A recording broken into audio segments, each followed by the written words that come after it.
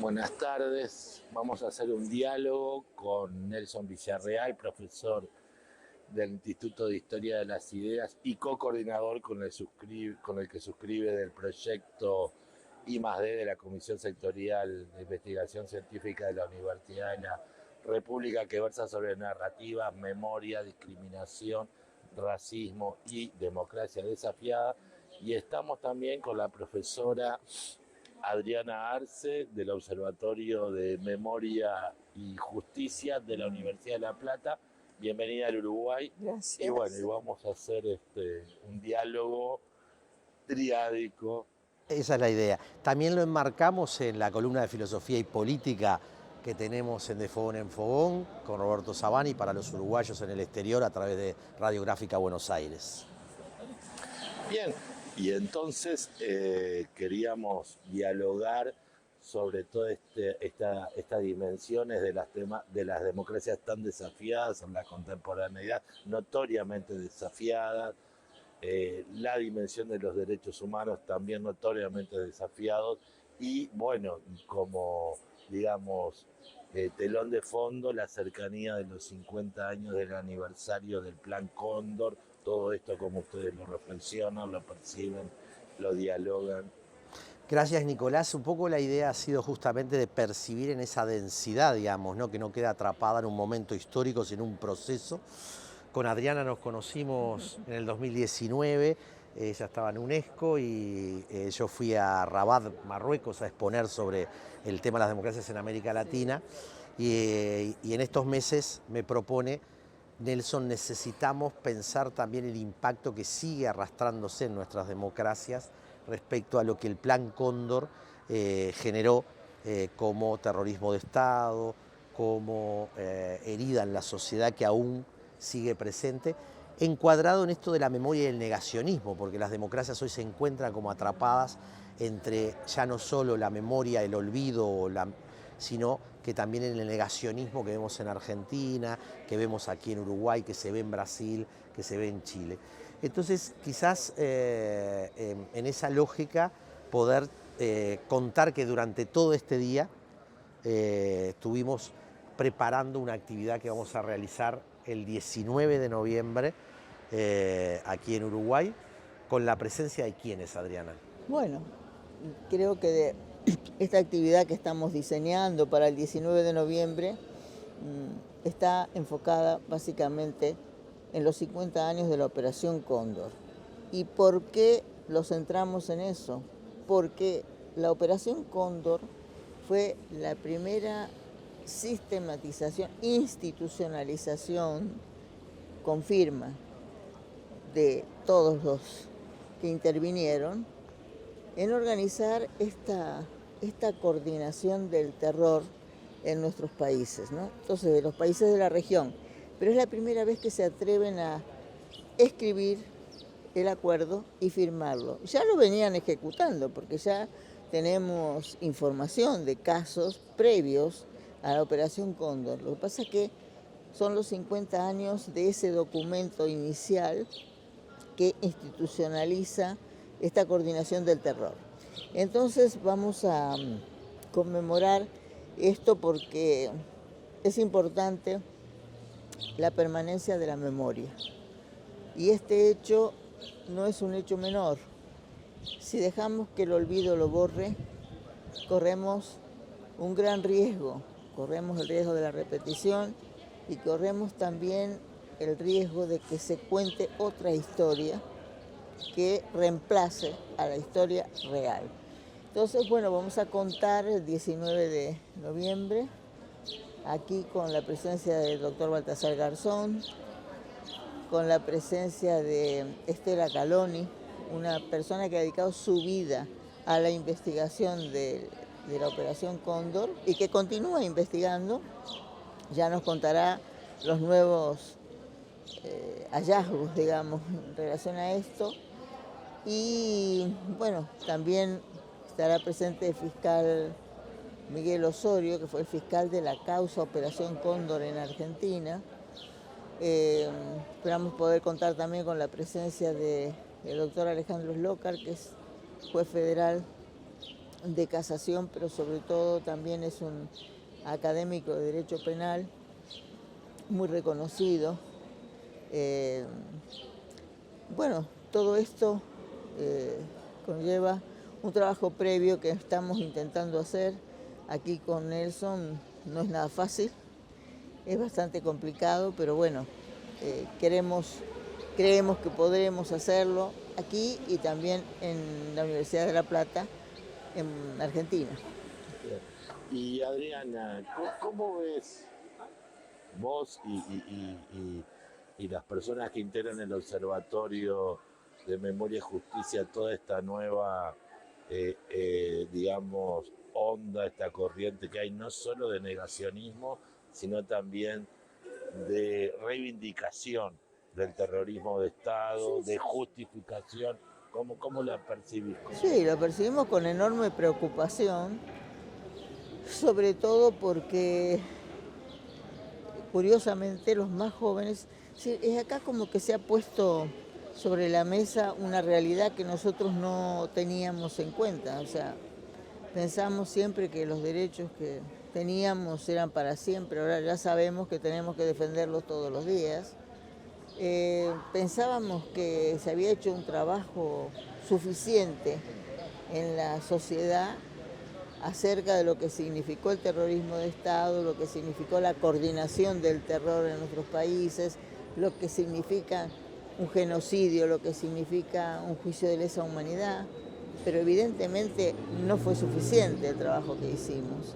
Entonces ahora tenemos sobre la mesa no solo eso, sino también cómo se pone en duda las estructuras o los caminos de nuestras democracias para resolver problemas, por ejemplo, como el que tenemos hoy en Argentina. Nosotros hoy tenemos un presidente que fue elegido, eso es cierto, pero es una persona de la que todos dudamos de su equilibrio psiquiátrico.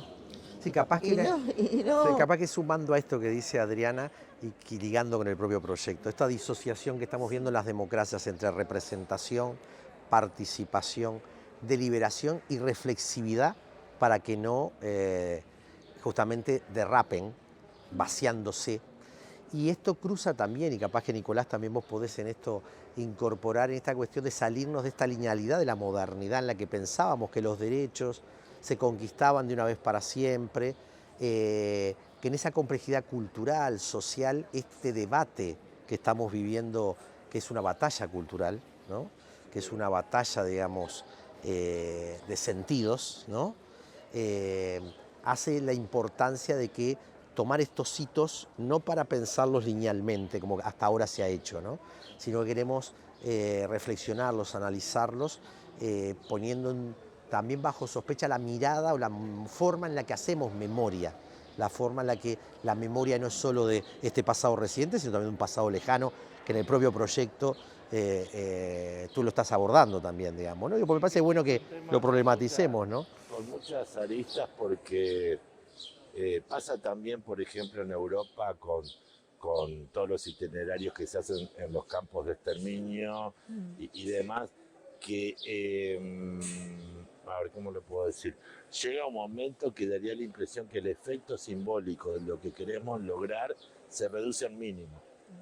Y entonces ahí nosotros tenemos que volver a pensar qué pedagogías, qué acciones, qué prácticas políticas institucionales puedan abrir otros espacios que evidentemente el recorrido que nosotros pensábamos que teníamos, que llevábamos bien, y creo que tiene muchos aportes, evidentemente, pero hay que volver a repensar las formas de representar la memoria, de reflexionar sobre el terrorismo de Estado y sobre todo de generar ese diálogo intergeneracional de que hablaba tanto Walter Benjamin, por ejemplo, un pensador sobre la memoria que se está dislocando y se está en parte perdiendo, y ahí también tenemos que mirar nosotros nuestras prácticas institucionales, nuestras estrategias y demás, sin colocarlos en el lugar de la responsabilidad plena, porque obviamente que estamos siendo afectados por formas sumamente violentas, verbales y simbólicamente por parte de muchos representantes de estas democracias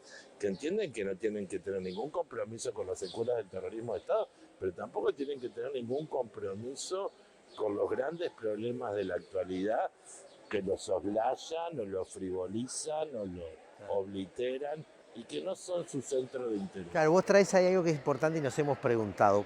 En esto de la construcción de las nuevas subjetividades, ¿no? De las nuevas generaciones o de las generaciones más viejas que tampoco se sintieron parte, ¿por qué hegemonizó el negacionismo, ¿no?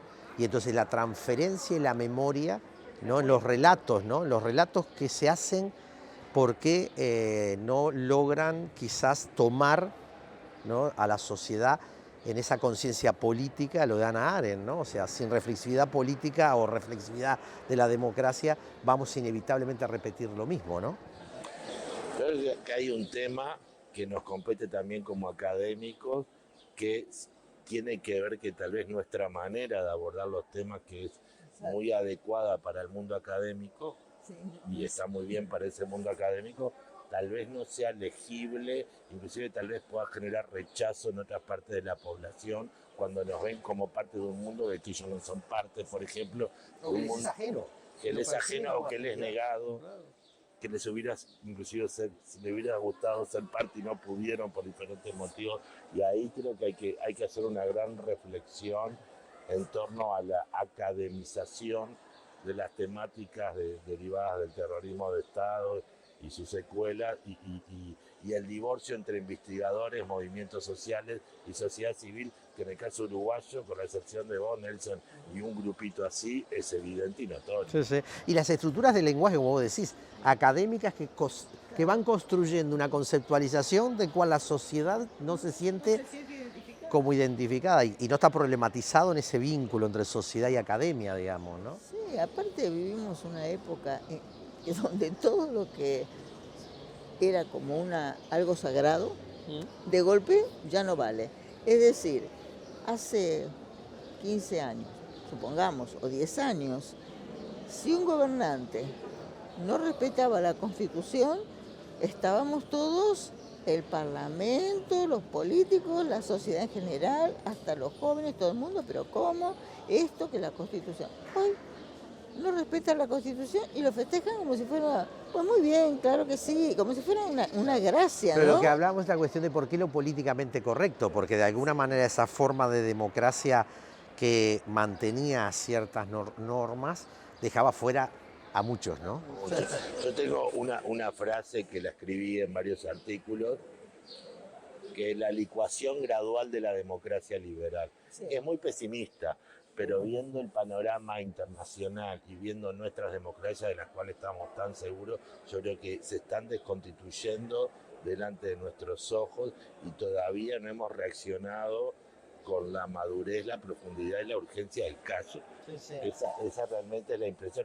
Pero no es para decir qué horrible el futuro, no, es para decir, a ver, bandera roja. Claro, tomemos atención de, mismo en esto de que es considerada, y no es menor, la democracia uruguaya como la más estable y extensa, ¿no? Y yo digo, planteaba en un seminario, si es cierto que somos la democracia más estable y extensa de América Latina, somos en este momento una democracia estática. Y ese ser estático hace que la toma de conciencia de la historia, la desigualdad estructural que se da en algunos niveles, el acceso a la efectivización de los derechos se vaya diluyendo.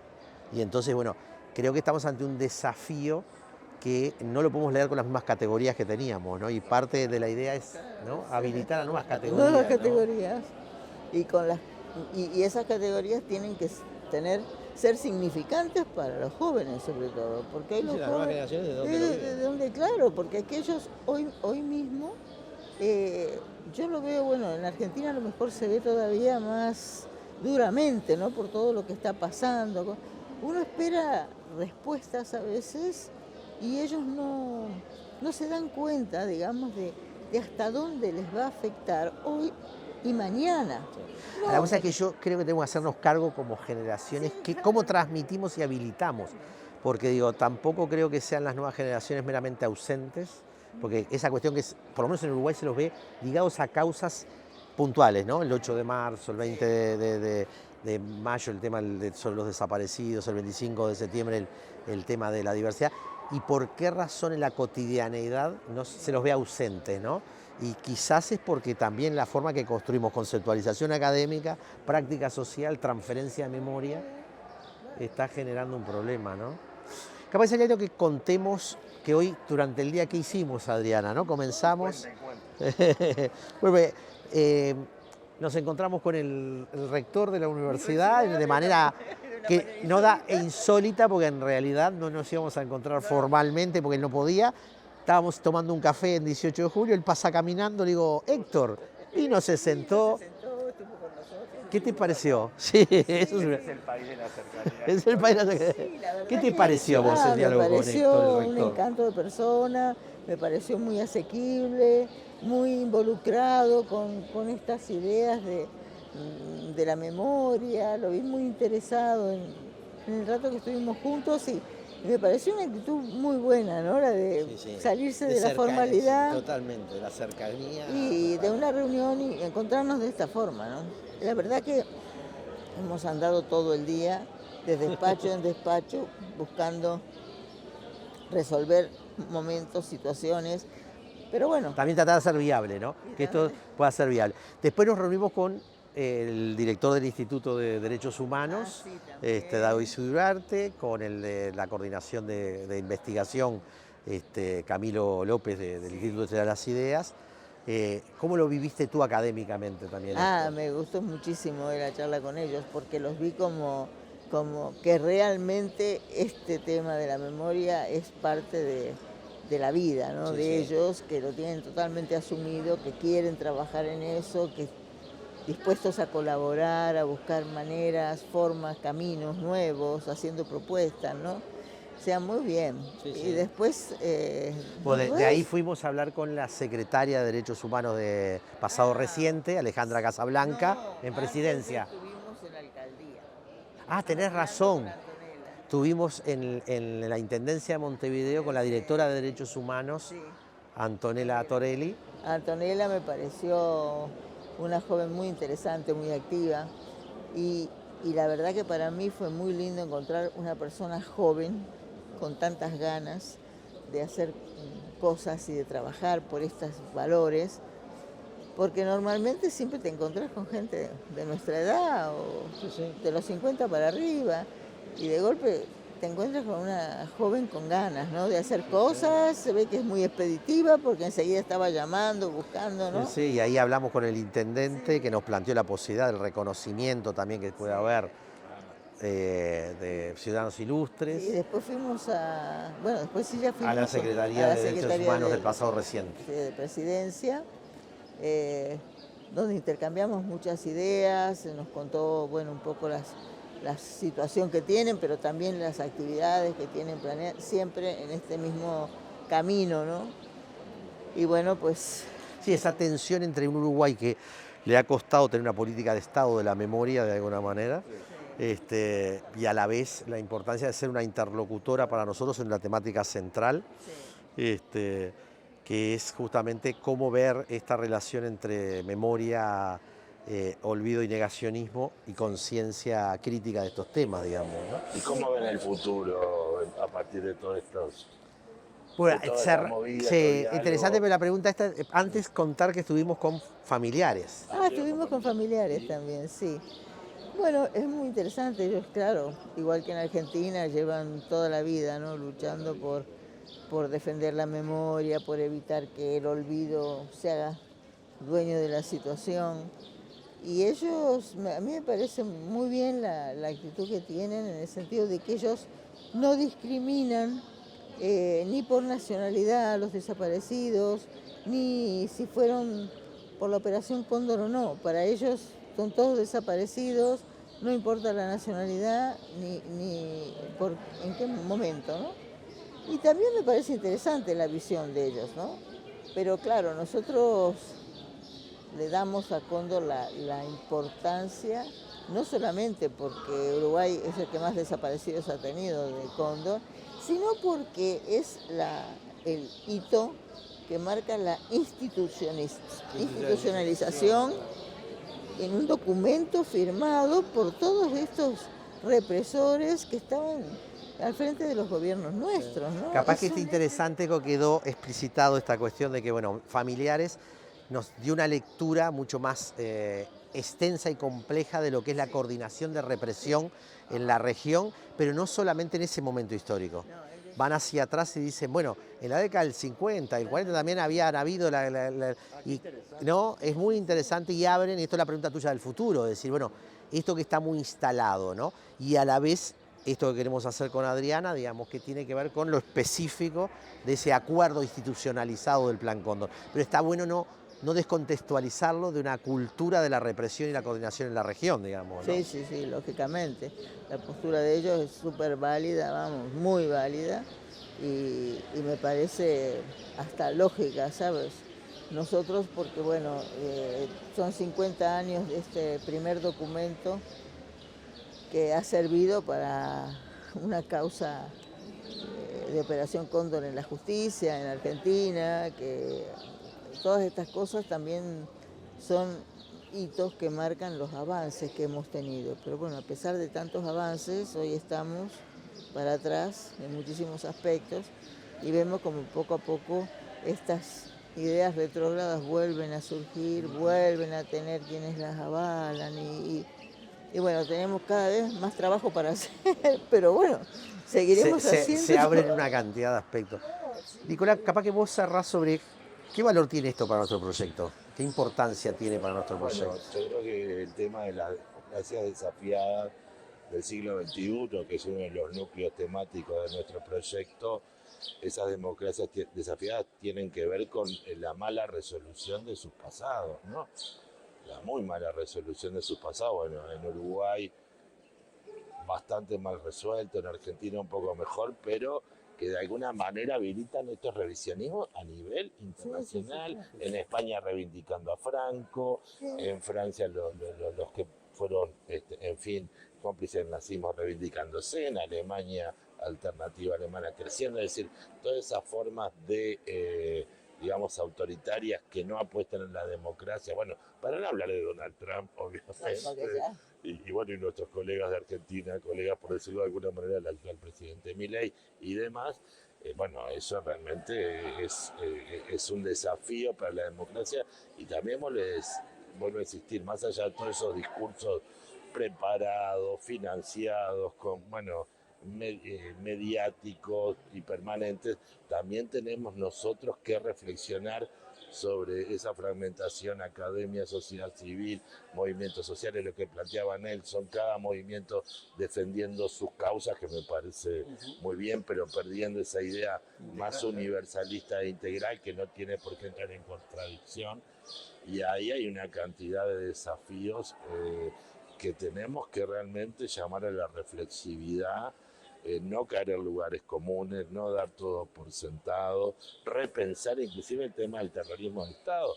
El tema de la desaparición, obviamente que es central, pero hubo muchos asesinados políticos que dan la impresión de que el otro día nos acordábamos en un programa de radio que acá los presos políticos, cuando los liberaban, les cobraban, como si pudiese sido un hotel, la cárcel. Y yo me acordé pensando en un artista plástico amigo que había. O sea, nos empezamos a olvidar porque yo creo que el tema del terrorismo de Estado también hay que ampliarlo. Hay que empezar a hablar de los asesinatos, hay que empezar a hablar de la tortura masiva. En el año 72, el Uruguay fue el país que tuvo más torturado de toda América Latina antes del golpe, y todo eso quedó en parte en el olvido, porque creo que nosotros no lo hemos logrado trabajar bien, y creo que, bueno, que es la posibilidad de empezar a volverlo a trabajar, a relanzarlo en un contexto muy difícil, porque viejos aliados se retiran, personas que apostaban en la democracia también se desafilian,